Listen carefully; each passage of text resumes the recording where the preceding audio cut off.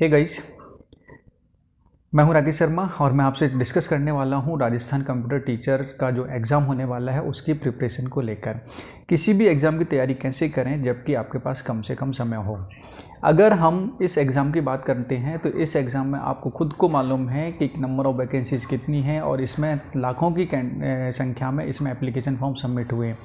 हर candidate अपनी पूरी तैयारी कर रहा है, पूरी 100% एनर्जी के साथ में प्रिपरेशन कर रहा है और सबका यही सोचना है कि उनको इस एग्ज़ाम को क्लियर करना है, इस एग्ज़ाम को फाइट करना है। ठीक है, क्वेश्चन यहाँ पर ये होता है कि हम कम से कम समय में इस एग्ज़ाम को किस तरीके से फाइट कर सकते हैं, क्या तैयारी होना चाहिए, हमारी रणनीति क्या होनी चाहिए, हमारी प्लानिंग क्या होनी चाहिए, हमारा पढ़ने का तरीका क्या होना चाहिए, जिससे कि हम इस एग्ज़ाम को अच्छे से क्लियर कर पाएँ बिना किसी समस्या के। ठीक है, तो यहाँ पर सबसे इम्पॉर्टेंट चीज़ होती है आपका टाइम मैनेजमेंट। टाइम मैनेजमेंट से मतलब क्या है कि आपका जो टाइम है उस टाइम को किस तरीके से आप मैनेज करते हैं, किस तरीके से यूटिलाइज करते हैं, आपकी प्लानिंग क्या है, उस प्लानिंग को इम्प्लीमेंट आप कैसे करते हैं। ये सारी चीज़ें निर्धारित करती हैं कि आपकी सफलता कितनी मजबूत होगी, आपको सफलता किस लेवल तक मिलेगी। ठीक है, सबसे पहले अगर हम टाइमिंग की बात करते हैं तो सबसे पहले कैलकुलेट कीजिए कि आपके पास टाइम बचा कितना है।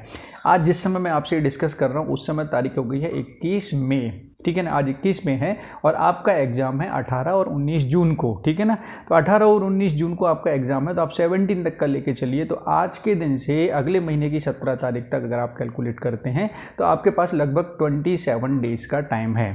ठीक है, 27 डेज का टाइम है। अगर 27 डेज में पर डे अगर आप 12 घंटे भी स्टडी करते हैं, क्योंकि 24 घंटे पॉसिबल नहीं है, 12 घंटे भी अगर आप स्टडी करते हैं पर डे, तो 27 डेज को 12 से मल्टीप्लाई करेंगे तो आपके पास टोटल हो जाते हैं 324 आवर्स, है ना।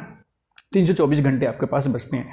अब ये 324 घंटे जितना टाइम आपके पास है उतना टाइम हर बंदे के पास में है। ठीक है, इन 324 घंटे को आपको किस तरीके से यूज़ करना है, किस तरीके से इसको यूटिलाइज करना है, ये आपके ऊपर निर्भर करता है।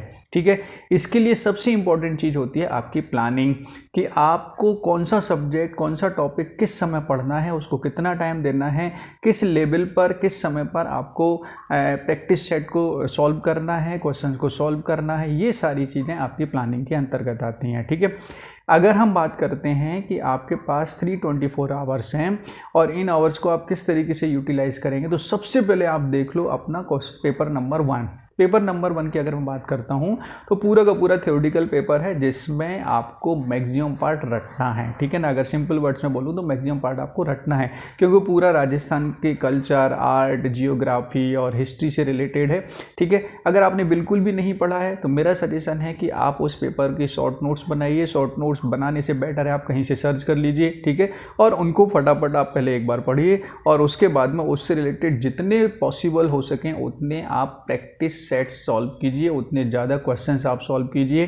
ठीक है ना, आगे मैं आपको बताने वाला हूं कि प्रैक्टिस सेट आपको कैसे सॉल्व करना है। सभी लोग बोलते हैं कि number of practice set 100 solve करो, 60 सॉल्व करो, 80 सॉल्व करो, 100। तो इससे क्या है, क्या आपको बाकी 100 क्वेश्चन पे सेट सॉल्व करने से फ़ायदा होगा कि नहीं होगा, किस तरीके से, किस पैटर्न पर आपको प्रैक्टिस सेट सॉल्व करने चाहिए, आपके क्वेश्चन अटैम्प्ट करने चाहिए, ये चीज़ भी मैं आपको वीडियो के लास्ट में बताने वाला हूँ। ठीक है, तो फर्स्ट पेपर तो भैया आपको बहुत अच्छे से करना है उसके लिए। ठीक है, अब हम बात करते हैं सेकेंड पेपर की। सेकेंड पेपर जो कि पूरा का पूरा कंप्यूटर से रिलेटेड है, जिसमें फर्स्ट यूनिट से लेकर लास्ट यूनिट तक पूरा कंप्यूटर साइंस है। ठीक है, आप बीटेक वाले बंदे हैं, आप एमटेक वाले बंदे हैं, आपने बीएससी किया हुआ है, एमएससी किया हुआ है, कंप्यूटर साइंस आपने पढ़ा हुआ है, आप इस सब्जेक्ट को बहुत अच्छे से समझ सकते हैं कि कहाँ पर आपको किस लेवल पर पढ़ना है। ठीक है, देखिए सिर्फ ओवरव्यू पढ़ने से काम नहीं चलेगा। अगर आप फर्स्ट यूनिट से लेकर लास्ट यूनिट तक देखेंगे ना तो सिलेबस आपका बहुत बड़ा है, बहुत ज़्यादा है सेकेंड पेपर का सिलेबस, और आपको इसमें बहुत ज़्यादा पढ़ना पड़ेगा। मतलब आपको अभी तक पढ़ लेना चाहिए था, अगर नहीं पढ़ा है तो आपने तो भी आपको पढ़ना पड़ेगा। ठीक है ना, क्योंकि इस पेपर को क्लियर करने का सिर्फ और सिर्फ एक ही तरीका है कि आपको इस सब्जेक्ट को ए से लेके जेड तक बहुत अच्छे से पढ़ना पड़ेगा, इसके कॉन्सेप्ट को समझना पड़ेगा, इसके लॉजिक को समझना पड़ेगा और उससे रिलेटेड क्वेश्चंस आपको सॉल्व करने पड़ेंगे। क्वेश्चंस आपको अटेम्प्ट कर मतलब उनके ट्रिक को समझना पड़ेगा, उनके मेथड्स को समझना पड़ेगा, तब जाके आप इस पेपर को बहुत अच्छे से कर पाएंगे। ठीक है, सेकंड जो पेपर है उसको रटा नहीं जा सकता। C++, Java, artificial intelligence, Python, software engineering, computer fundamental, networking, ये सारी चीज़ें हैं। इनमें से कुछ पार्ट ऐसा है जिसको हम जल्दी कवर कर सकते हैं। प्रोग्रामिंग वाला जो पार्ट है वो उसको बिना समझे आप सॉल्व नहीं कर सकते हैं, ठीक है। तो अब ये क्वेश्चन आता है कि भैया प्रोग्रामिंग वाला पार्ट हम कैसे करेंगे, इस पेपर को कम से कम समय में कैसे सॉल्व करें।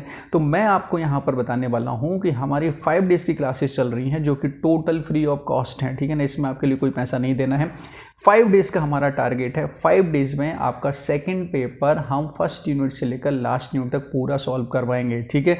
जिसमें किस तरीके के क्वेश्चंस आते हैं, उनको सॉल्व करने के क्या ट्रिक होते हैं, ठीक है, किस तरीके से आप उनको अटेम्प्ट करना चाहिए, ठीक है, ये सारी चीज़ें हम डिस्कस करने वाले हैं।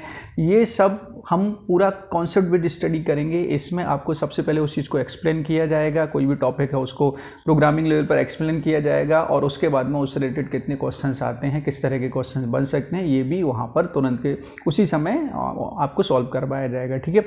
अब ये इसके लिए चाहे तो आप हमारे YouTube चैनल को सब्सक्राइब कीजिए, उस पर आपको पूरा कंप्लीट स्टडी मटेरियल मिल जाएगा। अराउंड 7 वीडियोज़ हैं। 7 वीडियोज़ में आपका पूरा कंप्लीट पेपर आपको सेकंड पेपर मिलेगा विद MCQ। प्रैक्टिस सेट के लिए आपको अलग से लिंक भेजी जाएगी जहाँ से आप प्रैक्टिस सेट डाउनलोड कर सकते हैं, ठीक है। तो ये तो मेरी तरफ से आपको क्या मिलेगा वो बता देता हूँ। अब सबसे बड़ी चीज़ होती है कि प्रैक्टिस सेट को सॉल्व कैसे करें। किसी ने आपसे बोला कि भैया हमारे पास आइए, हम आपको 100 प्रैक्टिस सेट दे रहे हैं, हम आपको सॉल्व करवाएंगे, ठीक है। बहुत अच्छी बात है, 100 पेपर आप सॉल्व कर रहे हैं, 100 प्रैक्टिस सेट आप सॉल्व कर रहे हैं, लेकिन सॉल्व कर कैसे रहे हैं, ये चीज़ बहुत इंपॉर्टेंट है। सॉल्व करते समय आपको ध्यान रखना है कि हर प्रैक्टिस सेट को, हर क्वेश्चन पेपर को कम से कम आपको 3 टाइम सॉल्व करना है। ध्यान रखिएगा, मिनिमम 3 टाइम्स आपको उसको सॉल्व करके देखना ही देखना है, तब जाके आपकी बहुत अच्छी प्रैक्टिस हो पाएगी, ठीक है। फर्स्ट टाइम आपने सॉल्व किया, आप सॉल्व करने के बाद में उसको चेक कीजिए कितने आंसर सही हैं, कितने आंसर आपके गलत हैं, ठीक है। जो आंसर्स गलत हैं उनको आप टिक लगाइए, उनके सॉल्यूशंस देखिए, उनको समझिए, और आफ्टर 1 डे और आफ्टर 2 डेज उसके बाद में आप उसी पेपर को, उसी प्रैक्टिस सेट को दोबारा सॉल्व कीजिए, ठीक है। दोबारा सॉल्व करते समय आपको ध्यान रखना है कि जो क्वेश्चंस आपके फर्स्ट अटेम्प्ट में करेक्ट थे वो तो करेक्ट होने ही चाहिए, उनमें से गलत नहीं होना चाहिए, ठीक है ना। सेकंड जो आपके रॉन्ग क्वेश्चंस थे, रॉन्ग आंसर जिनके आए थे, वो सेकंड अटेम्प्ट में उसमें से मैक्सिमम क्वेश्चंस आपके करेक्ट निकलते हैं कि नहीं निकलते हैं, ठीक है। थर्ड टाइम जब आप अटेम्प्ट करेंगे तो उस समय आपको ध्यान रखना है कि आपके 100 में से 100 क्वेश्चंस अगर आपके करेक्ट निकल रहे हैं तो आप ये मान के चलिए कि आपकी तैयारी बहुत अच्छी चल रही है, ठीक है। इस पैटर्न पर आप जितने भी क्वेश्चन पेपर, जितने भी आपके प्रैक्टिस सेट आप सॉल्व करते हैं, क्वेश्चन पेपर आप सॉल्व करते हैं, आपको इसी पैटर्न पर सॉल्व करना है। इससे क्या होगा कि आपको ये पता चल जाएगा कि आपकी तैयारी कैसी चल रही है, ठीक है ना, आपका नॉलेज लेवल क्या है, आपका कॉन्फिडेंस लेवल यहाँ से बढ़ जाएगा।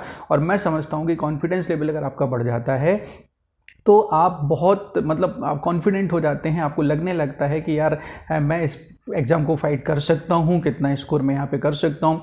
साथ ही साथ आप ये भी वहाँ पे अपने आप को जज कर पाएंगे कि मेरा वीक पॉइंट कौन सा है, कौन सा टॉपिक या कौन सा यूनिट है जिसको मुझे ज़्यादा टाइम देना है, कौन सी यूनिट मेरी बहुत अच्छी हो गई है, ठीक है ना। तो इस तरीके से आप पूरी चीज़ें अपने आप को स्टडी कर सकते हैं, समझ सकते हैं, और उसके हिसाब से आप इस चीज़ को इम्प्लीमेंट कर सकते हैं, ठीक है।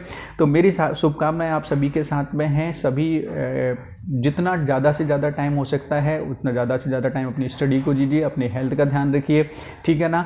और आपको कंप्यूटर साइंस से रिलेटेड, सेकंड पेपर से रिलेटेड कोई भी डाउट है, कोई भी क्वेरी है, तो आप प्लीज़ मेरे चैनल पे जाकर आप मुझे कमेंट्स कर सकते हैं, ठीक है। आप पर्सनली भी, जो लोग मुझे जानते हैं वो पर्सनली भी मुझसे कांटेक्ट कर सकते हैं। मैं डेफिनेटली कोशिश करूँगा कि आपको तुरंत रिस्पॉन्स करूँ, और जितना हो सकेगा मैं डेफिनेटली आपकी हेल्प करूँगा। चलिए आज के लिए इतना ही, और चैनल पर बने रहिए, उससे रिलेटेड जो वीडियोस कंटेंट आपको मिल रहा है उसको देखते रहिए, उससे रिलेटेड जो डाउट्स हैं any time feel free to call me, feel free to discuss with me. Take care, bye bye.